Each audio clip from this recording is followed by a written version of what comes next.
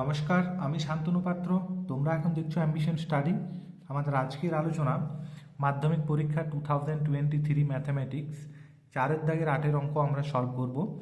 এখানে এটা পুরক্ষণের একটা অঙ্ক। tan 2a সমান cot a মাইনাস 30 ডিগ্রি হলে এই sec অফ a প্লাস 20 ডিগ্রির মান কত, মানে এই এর মানটা আননোন আছে, এই মানটা নির্ণয় করব। এই ইকুয়েশনটা থেকে নির্ণয় করা যাবে।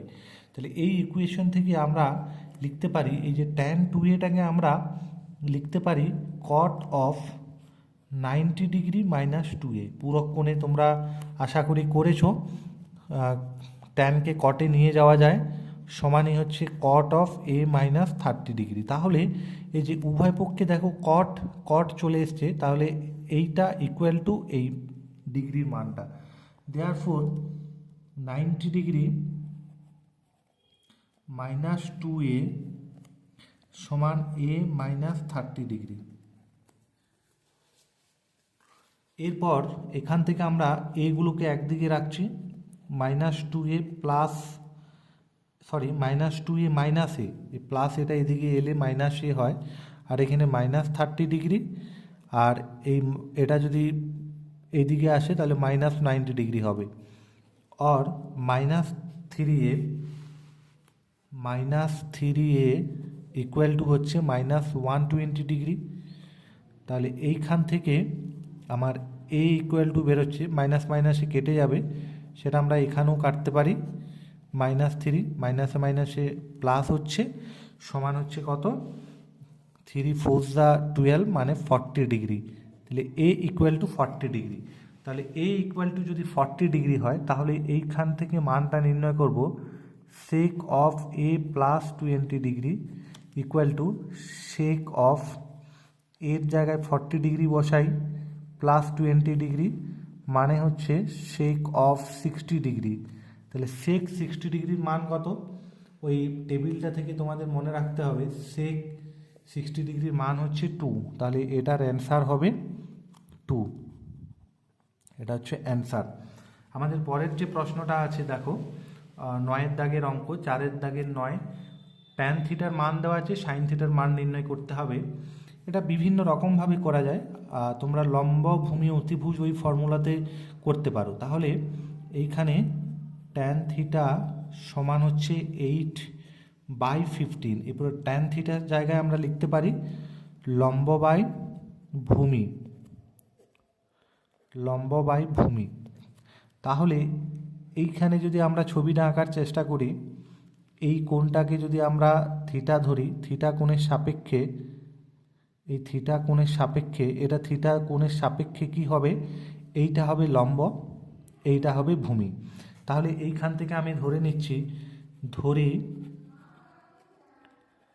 ধরি লম্ব সমান হচ্ছে 8k আর ভূমি সমান হচ্ছে 15k, যেখানে কে নট ইকুয়াল টু 0 একটি আনুপাতিক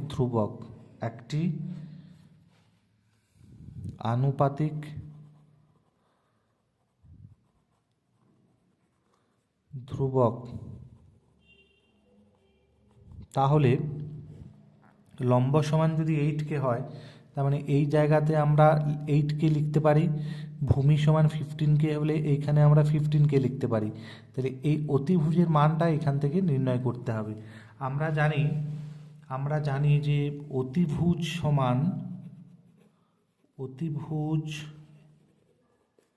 equal to root over of লম্ব স্কয়ার যুক্ত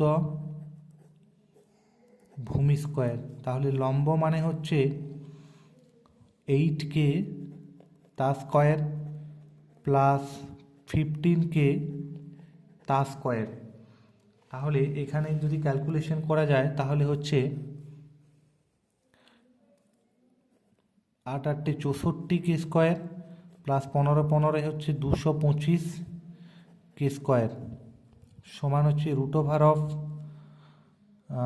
5 4 9 5 6 2 8 289k স্কয়ার, সমান হচ্ছে, এটা কি রুট যদি করা হয় তাহলে হবে 17K। তাহলে অতিভুজের জায়গায় আমরা এখানে বসাচ্ছি 17K। এরপর দেখো সাইন থিটার মান নির্ণয় করতে বলেছে। মানটা একবার দেখো, এখানে সাইন থিটার মান নির্ণয় করতে বলেছে। তাহলে সাইন থিটার সমান হচ্ছে লম্ব বাই অতিভুজ, মানে 8K বাই 17K, কাটাকাটি করলে 8/17 হবে। আমরা এখানে করব নিচে যে সাইন থিটা ইকুয়াল টু আমরা লিখতে পারি লম্ব বাই অতিভুজ। তাহলে লম্ব মানে আমরা নির্ণয় করেছি 8K, অতিভুজ মানে হচ্ছে 17K। যেহেতু K নট ইকুয়াল টু 0, তাহলে এই K আর Kটা কেটে যাবে উপর নিচে, তাহলে 8/17 এটা হবে আমাদের অ্যান্সার। ধন্যবাদ ভিডিও দেখার জন্য। তোমাদের যদি ভালো লেগে থাকে তোমরা অবশ্যই লাইক, শেয়ার এবং কমেন্ট করবে। আর আমার চ্যানেলে যারা নতুন আছো তারা আমার চ্যানেলটি অবশ্যই সাবস্ক্রাইব করে নেবে এই ধরনের ভিডিও পাওয়ার জন্য। ধন্যবাদ।